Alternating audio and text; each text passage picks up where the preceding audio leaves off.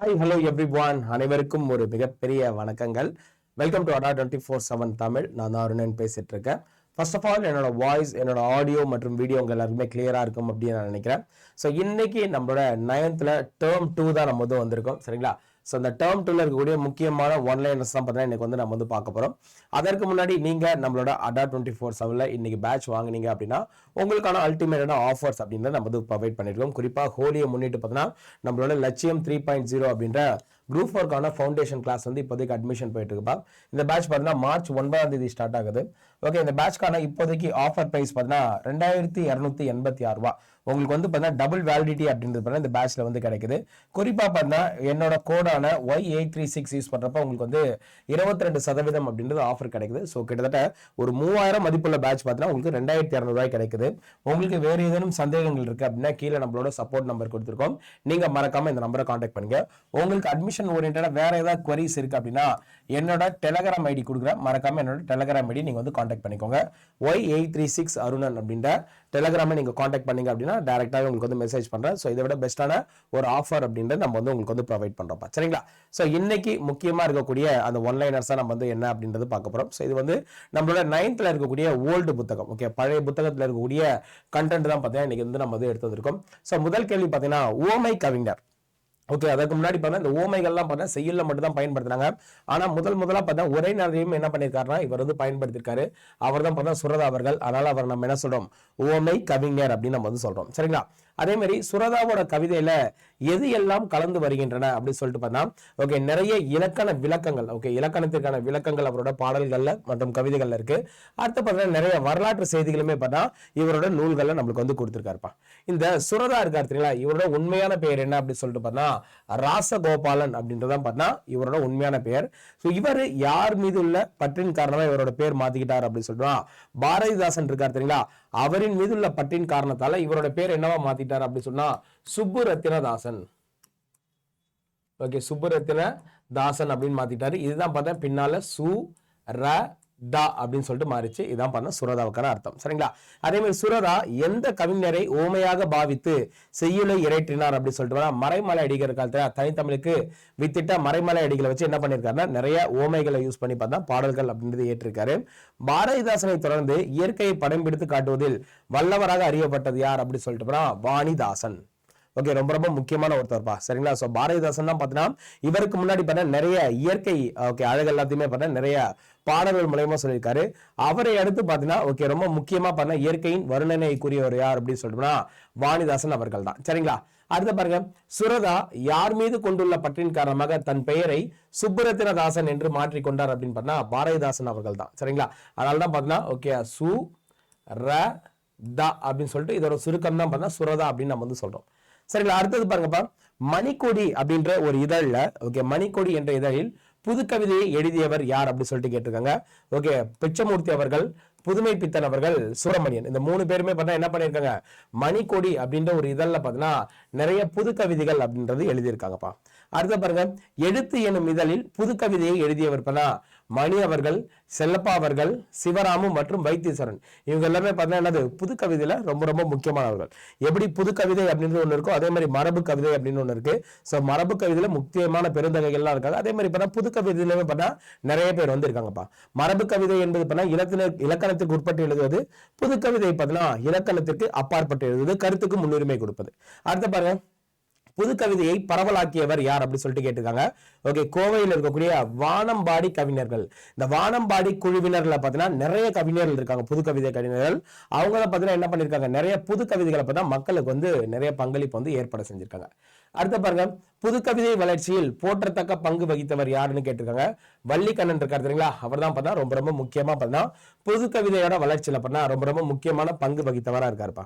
அடுத்த பாருங்க, ஏழையின் குடிசையில் அடுப்பும் விளக்கும் தவிர எல்லாமே எரிகின்றது என்று கூறியவர் பண்ணா வள்ளிக்கண்ணன். ஓகே, இது பண்ணா ஏழைகளோட கஷ்டத்தான நிலையை எழுந்து சொல்லியிருப்பாரு. ஏழையின் குடிசையில் அடுப்பும் விளக்கும் தவிர எல்லாமே எரியுது அப்படின்னு சொல்லியிருக்கிறது யார் அப்படின்னா வள்ளிக்கண்ணன் அவர்கள். அடுத்த பாருங்க, உச்சி மலையிலே ஊரும் அருவிகள் ஒரே வழியில் கலக்கிறது என்ற கவிதையை பாடியவர் பட்டுக்கோட்டை கல்யாண சுந்தரம் இருக்கார் தெரியுங்களா, அவர் தான் பார்த்தா சொல்லியிருக்காரு உச்சி மலையிலே ஊரும் அருவிகள் ஒரே வழியில் கலக்குது என்ற பாடலை பாடியவர் பட்டுக்கோட்டையார் அவர்கள். சரிங்களா, அடுத்து பாருங்க கண்ணதாசன் பத்தினா முக்கியமான வரலாறுகள் இருக்கும். கண்ணதாசன் நம்மளோட டாபிக்ல இருக்குப்பா. சரிங்களா, சொன்னாலும் அவரை பத்தி நம்ம ஃபுல்லாவே படிச்சுக்கணும். சரிங்களா, எஸ் ஃபர்ஸ்ட் என்ன சொல்லிருக்காங்க, வாழ்க்கை என்றால் 1000 இருக்கும் என்ற வரியை பாடியவர் கண்ணதாசன் அவர்கள் பாடியிருக்காரு. கண்ணதாசனோட உண்மையான பெயர் என்ன அப்படின்னு சொல்லிட்டு முத்தையா என்பது இவரோட உண்மையான பெயர். கண்ணதாசனோட உண்மையான பெயர் முத்தையா. அதே மாதிரி அவரோட பெற்றோர் பெயர் சாத்தப்பன் மற்றும் விசாலாட்சி அம்மையார். சரிங்களா, இவர் எந்த ஊர்ல பிறந்திருக்காரு அப்படின்னு சொல்லிட்டு சிவகங்கை மாவட்டத்தில் இருக்கக்கூடிய சிறுகூடல்பட்டி அப்படின்ற ஒரு ஊர்ல தான் இவர் பிறந்திருக்காரு. ரொம்ப ரொம்ப முக்கியமானது. அடுத்து பாருங்க, பசுமை நிறைந்த நினைவுகளே பாடி பறந்த பறவைகளே என்று பாடியவரும் யார் அப்படின்னு சொல்லிட்டு கவியரசு கண்ணதாசன் அவர்கள் பாடியிருக்காரு. நிறைய நூல்கள் அப்படின்றது எழுதியிருக்காருப்பா. குறிப்பா ஆற்றலத்தி ஆதிமந்தி, மாங்கனி, கள்ளக்குடி மகா காவியம், இயேசு காவியம், இந்த மாதிரி பல்வேறு நூல்கள் கண்ணதாசன் அவர்கள் எழுதியிருக்காரு. அடுத்த பாருங்க, அழகு தெய்வம் மெல்ல மெல்ல என்ற வரிகளை, இது எல்லாமே அவரோட பாடல் வரிகள் தான்ப்பா. அழகு தெய்வம் மெல்ல மெல்ல என்ற வரிகளையும் கூறியவரும் இவர் தான்.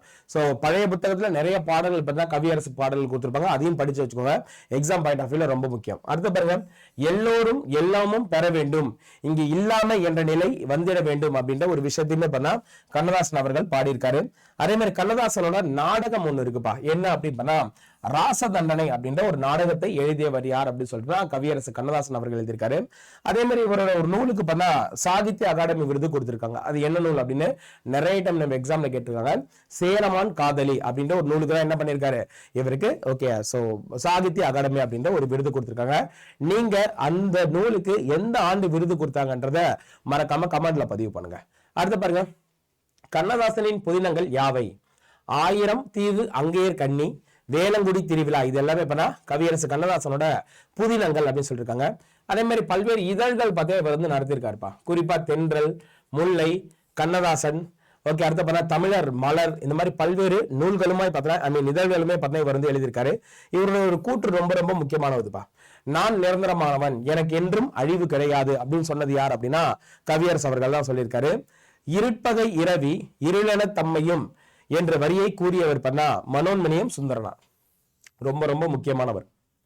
மனோன்மணியம் சுந்தரனார் இருக்காரு, அவர் தான் இருட்பகை இரவி இருளென தம்மையும் என்ற பாடல் வரியை பாடியவர். ஆக்சுவலி நம்ம புது புக்கை கம்பேர் பண்றப்ப பழைய புத்தகம் பொறுத்தளவுக்கு நிறைய பாடல் வரிகளுக்கு இம்பார்ட்டன்ஸ் கொடுத்திருப்பாங்க. ஒவ்வொரு கவிஞர்களும் என்னென்ன பாடல் வரி எழுதியிருக்காங்க அப்படின்றது டைரக்டா இருக்கும். அதெல்லாம் நீங்க கொஞ்சம் படிச்சுக்கோங்க. சரிங்களா, சோ புது புத்தகம் பழைய புத்தகம் ரெண்டுமே சேர்த்து படிச்சீங்கன்னா பாடல் வரி அதை தாண்டி பெருசா எதுவும் கேட்க போறதில்ல. வாரி களத்தடிக்கும் வந்த பின்பு கோட்டை புகும் என்ற வரியை பாடியவர் காலமேக புலவர். ரொம்ப ரொம்ப முக்கியமானவர்ப்பா.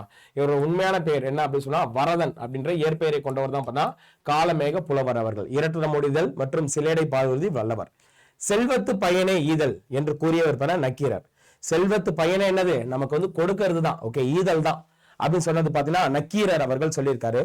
9 நாழி உடுப்பவை 2 என்று கூறியவரும் நக்கீரர் தான். உண்பது நாழி உடுப்பவை 2 என்றும் கூறியவர் நக்கீரனார். இறையனார் எழுதிய களவியலுக்கு உரை கண்டவர் நக்கீரர். அப்ப இறையனார் சிவபெருமான் அவர்கள் எழுதிய நூல் தான் இறையனார் களவியல் அப்படின்னு சொல்லுவாங்க. இந்த களவியல் அப்படின்ற நூலுக்கு உரை கண்டவர் நக்கீரர். ஆக்சுவலி இந்த நூல்ல தான் என்ன பண்ணிருக்காங்க, அந்த 3 சங்கம் இருக்கு தெரியுங்களா, அந்த 3 சங்கத்தை பத்தின செய்திகள் இந்த களவியல் அப்படின்ற ஒரு நூல்ல தான் நம்மளுக்கு தெரியுது. அடுத்து பாருங்க, திருமுருகாட்டுப்படை மற்றும் நெடுநல் வாடை ஆகிய நூல்களின் ஆசிரியரும் நக்கீரர் அவர்கள். சோ நக்கீரர் அவர்கள் ரொம்ப ரொம்ப முக்கியமான சங்க காலத்து புலவர்பா.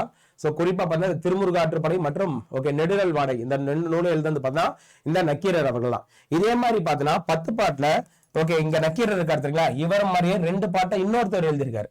அவர் யாரும் தெரிஞ்சாலும் மறக்காம கமெண்ட் பண்ணுங்க. சரிங்களா, அடுத்து பாருங்க, குறுந்தொகையில் எத்தனை பாடல்கள் உள்ளன அப்படி சொல்லிட்டு கேட்டிருக்காங்க. குறுந்தொகையில மொத்தம் 401 பாடல்கள் அப்படின்றது இருக்கு. சரிங்களா, அதே மாதிரி குறுந்தொகையை தொகுத்தவர் யாருன்னு கேட்டிருக்காங்க, பூரிக்கோ. ஆக்சுவலி நம்ம சங்க காலத்தோட பாடல்கள்லாம் தொகுத்தவர் மற்றும் தொகுப்பித்தவர் அப்படி சொல்லிட்டு 2 பேர் இருப்பாங்கப்பா. இதுல தொகுத்தவர் யார் அப்படி சொல்லிட்டு பார்த்தா பூரிக்கோ. தொகுத்தவர் எப்பயுமே யாரா இருப்பாங்க அப்படின்னு சொல்லிட்டுனா புலவரா இருப்பாங்க. தொகுப்பித்தவர் தான் பார்த்தா நமக்கு மன்னர்களா இருப்பாங்க. சரிங்களா, அடுத்தது குறுந்தொகை பாடல்கள் எத்தனை அடிவரையறை கொண்டது? 4ல இருந்து 8. அந்த 8 தொகை பாட்டுமே தெரிஞ்சு வச்சுக்கோங்க. ஒவ்வொரு பாடலோட அடிவரையறை அப்படின்றது ரொம்ப ரொம்ப முக்கியமானது. அடுத்து பிறகு குறுந்தொகைக்கு கடவுள் வாழ்த்து பாடியவர் பார்த்தா பெருந்தேவனார் அவர்கள் தான் பார்த்தா குறுந்தொகைக்கு பார்த்தா என்னது ஓகே கடவுள் வாழ்த்து பாடியிருக்காரு. அதே மாதிரி நல்ல அப்படின்ற அடைமொழியுடன் அழைக்கப்படும் நூலும் பார்த்தா என்னது இந்த குறுந்தொகை அப்படி. அதே மாதிரி நல் அப்படின்ற அடைமொழி பார்த்தா ஒரு நூலுக்கு இருக்கு. அது என்ன அப்படி பார்த்தா நற்றிணை. ஓகே நல் நற்றிணை நல்ல குறுந்தொகை அப்படின்னு சொல்லுவாங்க. சரிங்களா? அடுத்த பாருங்க, பண்டைய தமிழரின் இல்லற வாழ்க்கை, ஒழுக்கம், மகளிரின் மாண்பு ஆகியவற்றை எந்த நூலின் மூலம் அறியலாம் அப்படின்னு சொல்லிருக்காங்க. குறுந்தொகை அப்படின்ற ஒரு நூல் இருக்கு தெரியுங்களா, அதன் மூலமா நம்மளால அறிய முடியுது. அதே மாதிரி ஐந்திணைகள் அப்படின்றது நமக்கு நல்லாவே தெரியும்பா. குறிஞ்சி, முல்லை, மருதம், நெய்தல், பாலை என அறியப்படுவது பார்த்தா ஐந்திணை அப்படின்னு நம்ம சொல்லுவோம். அதே மாதிரி பார்த்தா திரைக்கடல் ஓடியும் திரவியம் தேடு அப்படின்னு யார் சொல்லியிருக்காங்க? ஔவையார் அவர்கள் சொல்லியிருக்காங்க. இல்ல குறிஞ்சி, முல்லை, மருதம், நெய்தல், பாலை ஒவ்வொன்றுமே பண்ண ஒவ்வொரு நிலத்தையும் தொடர்பை கொண்டது. யாதும் ஊரே யாவரும் கேளீர் யார்பா? புறநானூர்ல கணியன் பூங்கொன்றனார் பாடியிருப்பாரு. ஓகே எல்லாமே என் ஊர் தான், எல்லாமே என்னோட உற்றார் உறவினர், ஓகே சொந்தக்காரங்க தான் அப்படின்னு சொன்னது பார்த்தீங்கன்னா கணியன் பூங்கொன்றனார். அதே மாதிரி கடல் பயணம் இருக்கு தெரியுங்களா, இந்த கடற்பயணத்தை முன்னீர் வழக்கம் அப்படின்னு ஒருத்தவர் சொல்லியிருக்காங்கப்பா. யார் அப்படின்னு சொல்லிட்டு தொல்காப்பியர் அவர்கள் சொல்லியிருக்காரு. ஓகே கடல் பயணத்தை முன்னீர் வழக்கம் என்று கூறியவர் தொல்காப்பியர். தொல்காப்பியம் அப்படின்ற ஒரு நூல்ல வந்து இவர் வந்து சொல்லியிருக்காரு. சரிங்களா? அடுத்த பாருங்க, தமிழர்கள் எந்த நாட்டில் கடல் வணிகத்தை மேற்கொண்டனர்? கிட்டத்தட்ட கடல் கடந்து வணிகம் செய்த பெருமை நம்ம தமிழர்களுக்கு இருக்கு. குறிப்பா சீனா, கிரீஸ், எகிப்து, ரோம் இந்த மாதிரி பல்வேறு நாடுகள் என்ன பண்ணிருக்கோம் அப்படின்னு சொல்லிட்டு பண்ணா நம்ம நிறைய வணிகம் அப்படின்றது மேற்கொண்டிருக்கோம்பா. அதே மாதிரி பொதுவா அந்த காலத்துல கடல் வணிகம் செய்தவர்கள் என்ன சொல்றாங்கன்னா யவனர்கள் அப்படின்னு சொல்லிருக்காங்க. இந்த யவனர்கள் பொறுத்த அளவுக்கு கிரேக்கர்கள் மற்றும் ரோமானியர்கள் இந்த ரெண்டு பேரும் சேர்ந்ததான் யார் அப்படின்னா யவனர்கள். சரிங்களா? அதே மாதிரி களம் செய் கம்மியர் அப்படின்றதுக்கான மீனிங் என்னன்னு கேட்டிருக்காங்க. கப்பல் கட்டும் தொழிலாளிகள் தான் என்ன சொல்றாங்க அப்படின்னா களம் செய்யும் கம்மியர்கள். அப்ப கம்மியர்கள்னா தொழிலாளர்கள் அப்படின்ற ஒரு அர்த்தம் வந்து நம்மளுக்கு இருக்கு. அதே மாதிரி கடலை குறிக்கின்ற வேறு சில பேர்கள் இது கண்டிப்பா நம்ம எக்ஸாம்ல கேட்பாங்க. ஓகே என்னென்ன இருக்கு? ஆழி, ஆர்கலி, வாரணம், முன்னீர், பவ்வம், பறவை, புணரி இது எல்லாமே பண்ணா கடலை குறிக்கின்ற வேறு சில சொற்கள். அதே மாதிரி சேர நாட்டோட மிக முக்கியமான துறைமுகம் பார்த்தீங்கன்னா முசிறி மற்றும் உறையூர். முசிறி மற்றும் உறையூர் ஓகே சேர நாட்டோட மிக முக்கியமான தலைநகரம் ஓகே துறைமுக நகரமா நம்ம வந்து சொல்றோம். அதே மாதிரி மரக்களம் இருக்கு தெரியுமா, கடல்ல நம்ம குறிக்கிற மாதிரி மரக்களத்தை வேற சில அத கப்பலை வந்து வேற சில வேர்டு வச்சு சொல்றாங்க. என்னென்ன அப்படி பண்ணா களம்னு சொல்றாங்க. கட்டுமரம், நாவாய், படகு, பரிசில், புனை, தோணி, தெப்பம், திமிழ், அம்பி, வங்கம், மிதவை, பரி, ஓடம் இந்த மாதிரி பல்வேறு பெயர்கள் பார்த்தா மரக்களத்தை குறிக்கின்ற வேறு சில சொற்கள் அப்படின்னு சொல்லிருக்காங்கப்பா.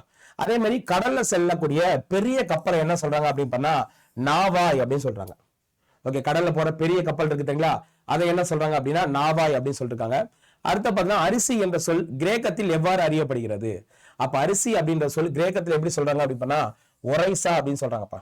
அதே மாதிரி கரையில் கட்டப்பட்ட நாவாய்கள் அலைகளால் அலைப்புண்டு தரியில் கட்டப்பட்ட யானை போல் அசைந்தன என்று கூறும் நூல் பார்த்தா பட்டினப்பாலை. அதான் பார்த்தா அந்த கடல்ல அந்த கப்பல் இருக்கு தெரியுங்களா, அது ஆடுறது எப்படி இருக்கான், சோ இந்த யானையை வந்து ஒரு இடத்துல கட்டி போட்டு அந்த யானை வந்து ஆடும் தெரியுங்களா, அந்த மாதிரி ஒப்புமைப்படுத்துவது எந்த நூல்ல அப்படின்னு பார்த்தா பட்டினப்பாலையில.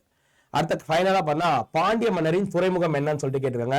பாண்டிய மன்னரோட துறைமுகம் பண்ணா கொற்கை அப்படின்ற துறைமுகம் ரொம்ப ரொம்ப முக்கியமான துறைமுகம்.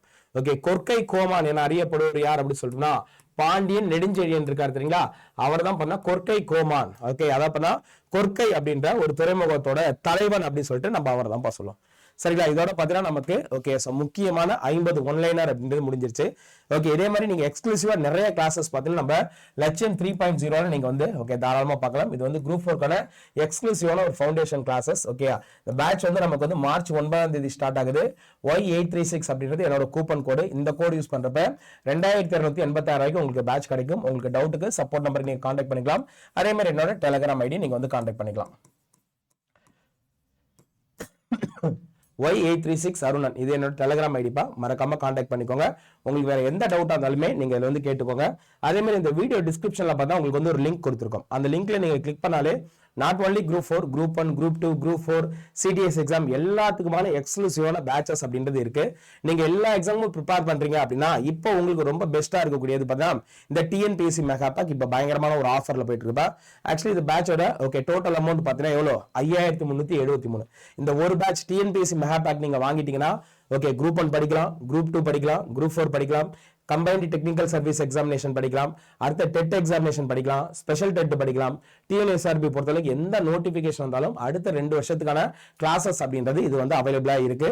ஸோ இதுக்குமே பண்ண எக்ஸ்ட்ரா ஆஃபர் அப்படின்றத நம்ம வந்து ப்ரொவைட் பண்ணிருக்கோம் இப்போ ரீசென்ட் டைம்ல. அதுவும் குறிப்பா நம்மளோட கூப்பன் கோட் Y836 அப்படின்ற கோட் யூஸ் பண்றப்போ உங்களுக்கு வந்து 2 வருஷத்துக்கு இந்த பேட்ச் கிடைக்குது. இதுக்கு முன்னாடி 1 வருஷம் இருந்துச்சு. இப்போ இந்த ஹோலி ஆஃபரை முன்னிட்டு நம்ம என்ன பண்றோம் பார்த்தீங்கன்னா 2 இயர்ஸ் அப்படின்றப்ப உங்களுக்கான அல்டிமேட்டான ஆஃபர்ஸ் அப்படின்றது நம்ம ப்ரொவைட் பண்றோம். ஸோ இந்த பேட்ச் வாங்குறப்ப 4190 ரூபாய்க்கு உங்களால வாங்க முடியும். 24 மாதங்கள் அப்படின்றது உங்களுக்கான அல்டிமேட்டான ஆஃபர்ஸ் இருக்கு. ஸோ நம்மளோட கூப்பன் கோட் பார்த்தீங்கன்னா Y836. ஓகே, இந்த கோடை மறக்காம யூஸ் பண்ணுங்க. உங்களுக்கு வேற டவுட் இருந்துச்சுன்னா நம்ம டெலிகிராம்ல கான்டாக்ட் பண்ணுங்க. சரிங்களா? So thank you all, thank you so much. இந்த வீடியோ நம்ம இதோட முடிச்சலாம். இந்த வீடியோவில் இணைந்திருந்த அனைத்து நல்ல உள்ளங்களுக்கும் ஒரு மிகப்பெரிய நன்றிகள். Thank you all. Thank you so much.